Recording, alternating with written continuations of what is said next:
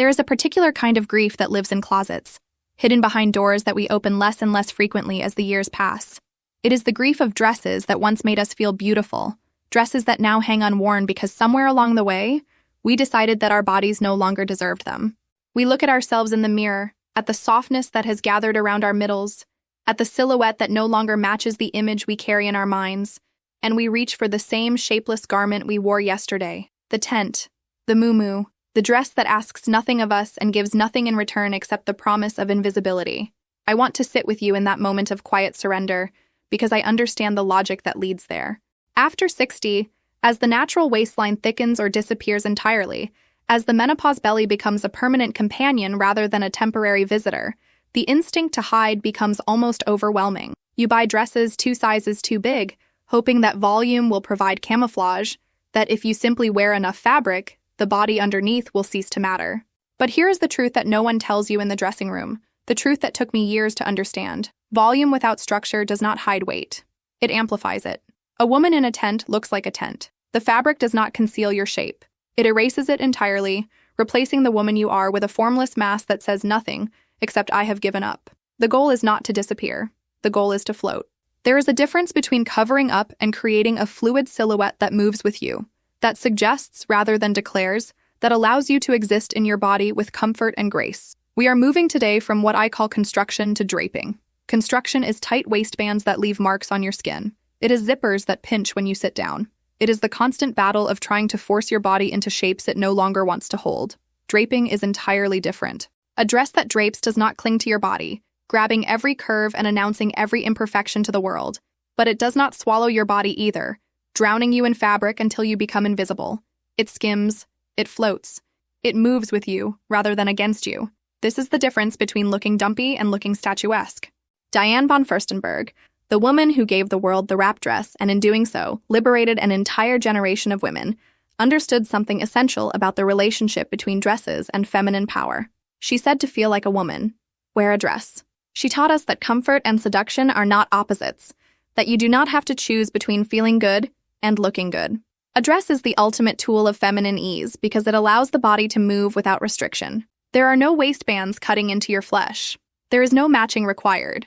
There is just one garment that flows from your shoulders to your knees or ankles, asking nothing of you except that you step into it and go about your day. Today, I am going to decode what I call the slimming geometry of dresses, specifically for the body over 60. I will reveal which cuts slice visual weight in half, and which fabrics act like a second skin in the worst possible way. We are going to transform your relationship with this most feminine of garments, proving that the right dress does not hide your body but presents it with dignity.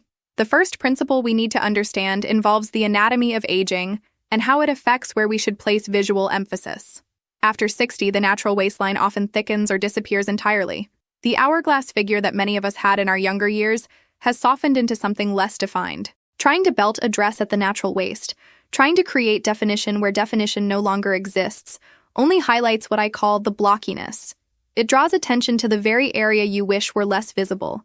It says, look here, look at exactly this spot, when that spot is the last place you want the eye to land. The slimming solution requires a different approach entirely. It is the empire waist or the semi-fitted shift, styles that raise the visual waistline to just under the bust. This is the narrowest part of your torso now, the area that has maintained its structure even as other areas have softened. By placing the seam or the emphasis at this higher point, the fabric flows loosely over the stomach and hips below. There is no constriction. There is no highlighting. There is just gentle draping that falls from the narrowest point and ignores everything beneath. The effect of this raising is remarkable. It creates a long, uninterrupted vertical line from your ribcage to the hem of your dress. There is no horizontal line cutting across your middle, no waistband announcing where your belly begins. The eye simply travels down, down, down, and you look taller as a result. The belly becomes invisible under the flow, not hidden exactly, but irrelevant. It is there, yes, but it is no longer the focus. The focus has shifted upward, to your face, to your décolletage, to the parts of you that you want people to see. The second silhouette that offers transformative power is the wrap dress, a style that has remained relevant for 50 years because it works on virtually every body type. The classic wrap or faux wrap creates a specific geometry that is inherently flattering. There is the V-neck, which elongates your neck and draws the eye upward toward your face. And there is the diagonal line that crosses your torso, created by the wrap itself as it moves from one side of your body to the other. The physics of why this diagonal line works so well relates to how the human eye processes visual information. Diagonal lines are the most slimming lines in all of visual design because the eye cannot rest on the width of your body when it encounters them. Instead, it is forced to follow the line across and down, traveling a longer path than it would if faced with a horizontal line. This longer visual journey makes the body appear narrower. It creates the illusion of length where there might otherwise be an impression of width. There is an important warning that accompanies this recommendation. The wrap must not be too tight. It must graze your curves, suggesting their presence without squeezing them. When a wrap dress is pulled too tight, when the fabric strains against your body, and the V-neck gaps open, you create what I think of as the sausage casing effect. The dress becomes a container that is too small for its contents, and every bulge and curve is emphasized rather than smoothed. The magic of the wrap dress lives in its looseness, in the way it skims rather than grips. Beyond silhouette, we need to discuss fabric, because the material of your dress can make or break every other choice you have made. There is an enemy that lurks in dressing rooms everywhere, waiting to sabotage women who would otherwise look beautiful in dresses. This enemy is thin jersey or flimsy polyester, fabrics that cling to the back bra fat and the lower belly with an almost malicious precision. Static electricity pulls these materials against your body, revealing every curve and every roll, creating a silhouette that is the opposite of what you intended.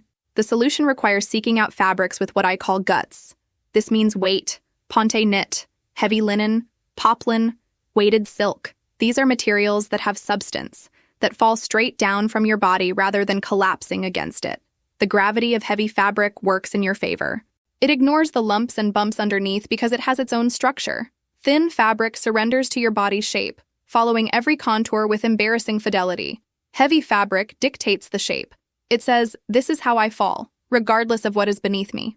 By choosing fabrics with weight, you let the material do the work of smoothing and shaping that you thought only tight garments could provide. There is a strategy that I call the column, and it involves wearing a straight-cut midi or maxi dress in a solid, dark, or neutral color: navy, charcoal, chocolate brown, deep olive. These colors create what I think of as a column of color, an unbroken vertical line from your shoulders to your hemline. There is no horizontal break to stop the eye. There is no pattern interrupting the flow. There is just one continuous stream of color that elongates and narrows your entire figure. The optical illusion this creates is powerful. When the eye encounters an unbroken column, it perceives height and narrowness. When the eye encounters horizontal breaks or contrasting colors at the waist or hip, it perceives width and separation. By eliminating those breaks, by presenting yourself as a single monochromatic statement, you add inches to your perceived height, while subtracting them from your perceived width. To avoid looking boring in this column, you add a statement accessory near your face, a beautiful scarf, or a striking necklace. This draws the eye upward while your body becomes a neutral background canvas, present but not demanding attention. I need to pause here and address something that stops many women from wearing dresses at all. It is the anxiety about upper arms, that soft flesh that moves when you wave, that you have been taught to be ashamed of even though it is perfectly natural and nearly universal in women over a certain age. The solution is not to avoid dresses, but to choose sleeves strategically. 3/4 sleeves are your friend. They cover the upper arm while revealing the wrist, which remains slender regardless of what happens elsewhere. Dolman or batwing sleeves are even more powerful. A tight sleeve makes the arm look larger through what I call the sausage effect, the fabric squeezing the flesh and creating bulges above and below. A loose, fluttering sleeve does exactly the opposite. It hides the upper arm bulk entirely while highlighting the slimness of your wrist. It balances the volume of the skirt with volume in the sleeve, creating harmony in the silhouette. You can wear dresses. You can love dresses. You simply need to choose the right sleeves. There is a layering technique that can transform any dress into something significantly more slimming, and I call it the third piece framing. The approach is to wear a long, open cardigan or a structured blazer over your dress. This outer layer performs what I think of as visual surgery on your silhouette. It slices the sides of your body off. The observer's eye only sees the vertical strip of dress that is visible in the center, between the open edges of your cardigan or blazer. You instantly look 4 inches narrower than you actually are, and as a bonus, this third piece covers your upper arms without sacrificing style or requiring you to choose a dress with sleeves. We need to discuss prints because they are one of the most treacherous areas of dress selection for women over 60.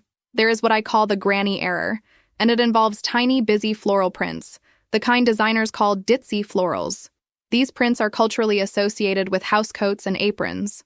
They blur the edges of your body, making you look like a shapeless mass of small flowers rather than a woman wearing a beautiful dress. The busyness of the pattern adds visual volume because the eye cannot find anywhere to rest. It just sees chaos, and chaos reads as larger than order. The upgrade requires moving to bold geometrics, abstract shapes, or large florals with negative space, areas of solid color that give the eye somewhere to land. Or you can stick to solids entirely, eliminating the risk that pattern poses.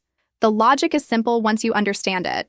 A bold print commands attention and directs the eye where you want it to go. A busy print confuses the eye and adds visual volume everywhere. Choose prints that make statements rather than prints that create noise. The hemline of your dress is another area where precision matters enormously. There is a danger zone that you must avoid, and it is the mid-calf hemline, the length that hits exactly at the widest part of your leg. This creates what I think of as the stump effect. Your leg appears to be cut off at its thickest point, creating a visual that is neither elegant nor flattering. The eye stops at that horizontal line and sees only width. The rule is that your hem must hit where the leg narrows. This is either just below the knee, if you are comfortable showing that much leg, or just above the ankle. A midi dress that reveals your ankle bone is sophisticated and elongating. A knee-length dress is energetic and youthful. But the no man's land of the thick calf should be avoided entirely. This is not about having perfect legs. This is about understanding where to end the visual line so that your legs appear as long and as elegant as possible. As we come to the end of this conversation, I want you to understand something that can change your relationship with dresses and with your body forever. A dress is the easiest garment to wear because it is one and done. There is no matching involved. There are no waistbands cutting into your flesh when you sit down to lunch. There is no coordinating of separates, no wondering if your top goes with your bottom, no belt digging into your side after an hour of wear. A dress is freedom. It is the ultimate liberation from the complexity of getting dressed. You are not wearing a dress to look fancy or to perform femininity for others. You are wearing a dress to feel free. When you find the right cut, when you discover the silhouette that works with your body rather than against it, you are not hiding yourself. You are presenting yourself with dignity. You are saying, "This is who I am, and this is how I choose to move through the world." The dress becomes an extension of your identity rather than a costume you put on. Coco Chanel, a woman who understood simplicity as few designers ever have, once said that Scheherazade is easy, but a little black dress is difficult. She meant that adding more ruffles, more fabric, more decoration, is the easy path. Removing the excess, distilling your look down to its essential elements, that is the difficult work. And that difficult work is precisely what makes a dress slimming. Remove the ruffles. Remove the busy prints. Remove the excess that adds visual weight. Let the line speak. Let the drape do its work. Let simplicity be your most powerful tool. Before we part, I want to leave you with something practical that you can do with every dress you own or consider buying. I call it the sit test. Put on your favorite dress and sit down on a soft sofa. Pay attention to what happens.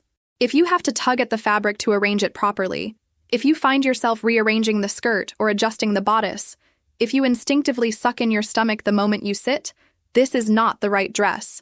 The right dress does not require management. The right dress flows around you like water, whether you are standing or sitting or walking or dancing. Go to your closet this week and apply this test to every dress you own. The ones that fail, consider letting them go. They are not serving you. They are asking something of you that you should not have to give. Then go find your water dress.